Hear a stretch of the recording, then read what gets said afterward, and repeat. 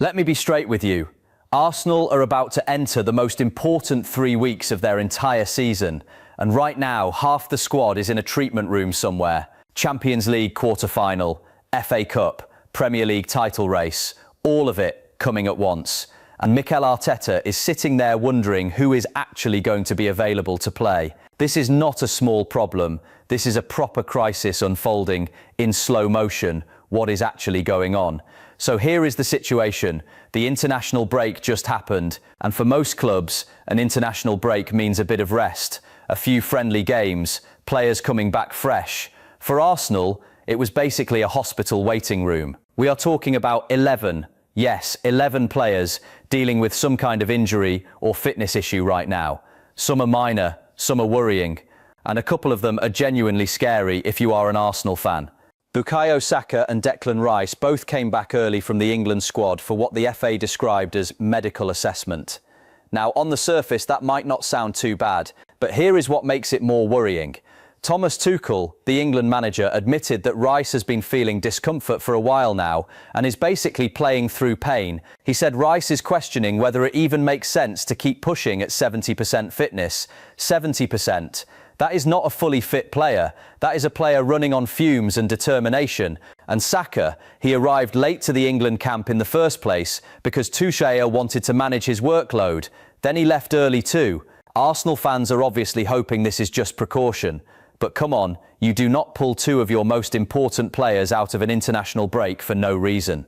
The defenders are a problem too. Now let's talk about the back line, because this is where it gets really uncomfortable. William Saliba and Gabriel Magalhaes both played the full 90 minutes in the Carabao Cup final against Manchester City. Both of them then immediately pulled out of their national team squads. Saliba dropped out of the France squad with what the French Football Federation described as recurring pain in his left ankle, and they said he needs a minimum of 10 days rest. 10 days. So he should be available around the Southampton game, but there is no guarantee he comes back 100%. Gabriel is dealing with right knee pain. Brazil confirmed he had imaging tests done after the City final, and the results showed he was not fit enough to play for them. Arsenal are assessing him. Arteta is supposed to give an update at his next press conference before Southampton. But the fact that Gabriel played 90 minutes in a cup final and then immediately flagged a knee issue tells you everything you need to know. He was probably carrying something even before that final. Can I just say, it is genuinely frustrating that we are finding out about these things after a major game. Like, how many of our players went into Wembley not fully fit? And how many people knew Noni Madueke, the one that really worried me? Okay, so technically, Madueke is not an Arsenal player yet. But Fabrizio Romano has been very clear in recent months that Arsenal have serious interest in the Chelsea winger, and links between the two have been building steadily. So what happens to him matters for Arsenal's summer plans too. During England's friendly against Uruguay, Madueke picked up a knee injury from a rough challenge. He was substituted in the first half and was spotted walking through Wembley with a brace on his left knee afterwards. That image spread everywhere, and fans were fearing the worst. Tuchel then gave an update saying the assessment was slightly better than his feeling and that he would be out for some days. That is a relief, but it is still worth watching. A knee injury that requires a brace is not something you take lightly, and if Arsenal are serious about him this summer, his fitness record is going to matter in those negotiations. Hincapié and Zubimendi, the big unknowns. These two are the ones I am most nervous about right now, honestly. Piero Hincapié became the last Arsenal player to drop out of international duty when he left the Ecuador squad after just 72 minutes of a game against Morocco. Ecuador confirmed he returned to London to begin his recovery process, but gave absolutely no details about the injury. Nothing. Just, he is hurt. He went back. Good luck with that. Martin Zubimendi is in a similar situation. He did not play for Spain in their game against Egypt, having already returned to Arsenal's training ground early. What really got fans talking was a photo circulating on social media showing Zubimendi with strapping on his right knee. That image made a lot of people very anxious. Fabrizio Romano had reported on Zubimendi's arrival at Arsenal with huge excitement. The Spaniard was one of the most wanted defensive midfielders in Europe, and Arsenal finally got their man. So to see him potentially dealing with a knee issue this early in his Arsenal career is genuinely worrying. What is the injury? How serious is it?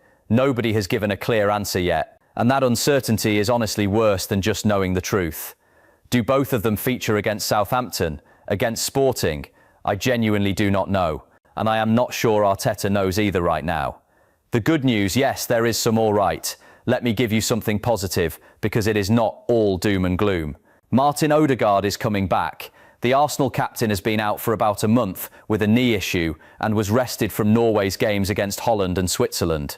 But Norway's manager Ståle Solbakken said Odegaard's return to Arsenal action is within reach.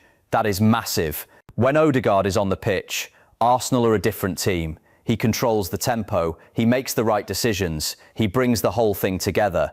Getting him back for this stretch of games is huge. Jurriën Timber also looks like he should return after the break.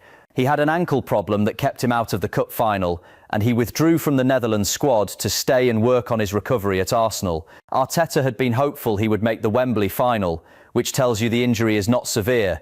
He should be back and ready. Leandro Trossard also pulled out of Belgium duty, but it looks like a precautionary move more than anything serious.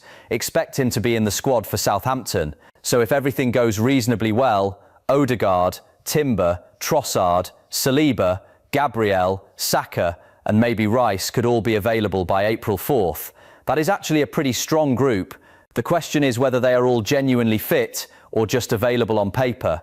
Eze and Merino, the long goodbyes. These are the two I feel really sorry for right now. Eberechi Eze got injured in the Champions League win over Bayer Leverkusen on March 17th with a calf problem. He missed the Carabao Cup final entirely, and Arteta said he would need a definitive scan to understand the full extent of it. The early estimate puts him out until around May 2nd against Fulham. That is weeks gone, weeks during which Arsenal play Sporting twice in the Champions League, have crucial Premier League games, and are fighting for everything. Eze was in the form of his life before this injury. He is exactly the kind of creative, unpredictable player that can unlock defences in big games. Losing him for this period is a proper blow. And then there is Mikel Merino. He had foot surgery back in February and is basically in a race against time to play again this season. Fabrizio Romano reported on his arrival at Arsenal last summer as a smart, quality signing, a technical midfielder who could cover multiple positions and add real depth. But injuries have really disrupted his first season at the club. Now there is talk of him wanting to be fit for the World Cup too, which adds extra motivation. But honestly, the World Cup qualifying race should not be his priority right now. Getting fully healthy should be. What does all this mean for Arsenal? Let me just say this plainly. The next 3 weeks are going to define Arsenal's entire season. They play Southampton in the FA Cup. Fine, that should be manageable even with rotation. But then comes Sporting CP in the Champions League quarter-final first leg on April 7th. Then Bournemouth in the Premier League on April 11th. These are not easy fixtures. Sporting away is a tough atmosphere, a technical team, and a game where Arsenal need to be at their best. If Saka, Rice, Saliba and Gabriel are all properly fit and available for Sporting, Arsenal have a real chance. If any 2 or 3 of those are either absent or playing at reduced capacity, it is going to be very hard. Arteta is a manager who likes knowing exactly what he has available. He likes his structure, his combinations, his defensive shape. When you take away key players from that structure, the whole thing can look a bit shaky. We saw glimpses of that earlier in the season when players were missing. The good news is that Odegaard coming back changes everything. He is the heartbeat of this team. Even if others are not fully fit, having the captain back and leading the midfield makes everyone around him better. But let me ask you something. Do you trust this squad to handle the Champions League quarter-final without a fully fit Saka, without a fully fit Rice? I love Arsenal, but I am not fully convinced we are equipped for this, if those two are still carrying knocks. Fan reactions and real talk. Look, some Arsenal fans online are panicking right now, and honestly, I get it. 11 players with some kind of issue before the biggest games of the season is not a small thing, but some of this is also precautionary. The club and the manager have learned from previous seasons that pushing players through pain leads to longer absences. If Saka needs 3 extra days of rest to be fully sharp for Sporting, that is the right call. If Gabriel needs 1 more week to make sure his knee is solid before he plays again, take it. What I am not okay with is the idea that some of these players were probably not 100% going into the Carabao Cup final and nobody told us. Saliba's ankle, Gabriel's knee, Rice's discomfort, all of these feel like things that were being managed quietly for a while. And when you are fighting for trophies on multiple fronts, you sometimes need to know the honest truth about your squad's condition. Is Arteta hiding anything? I am not saying that, but I do think the next press conference before Southampton is going to be very revealing. Watch what he says carefully. Watch the words he chooses. He is doing well means something different to he will definitely be available. Questions for you. I want to hear what you think. Drop your answers in the comments. 1.